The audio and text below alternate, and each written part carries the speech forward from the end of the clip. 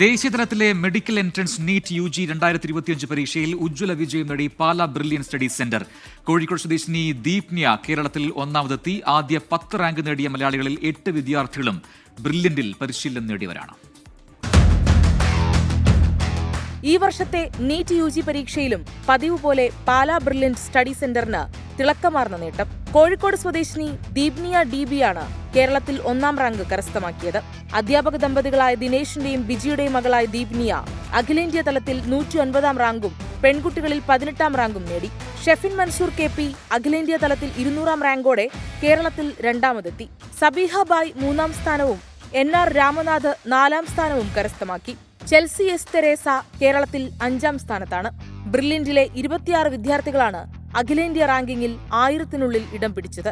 5000 റാങ്കിനുള്ളിൽ 273 വിദ്യാർത്ഥികളും 10000 റാങ്കിനുള്ളിൽ 610 വിദ്യാർത്ഥികളും ഇടം നേടി. ഇത്തവണത്തെ നീറ്റ് UG പരീക്ഷയിൽ 82% വിജയം നേടിയിരിക്കുകയാണ് പാലാ ബ്രില്യൻ സ്റ്റഡി സെന്റർ. ഓരോ വർഷവും നിരവധി മലയാളി വിദ്യാർത്ഥികളാണ് ബ്രില്യന്റിലൂടെ MBBS സ്വപ്നം സാക്ഷാത്കരിക്കുന്നത്. 24 കോട്ടയം.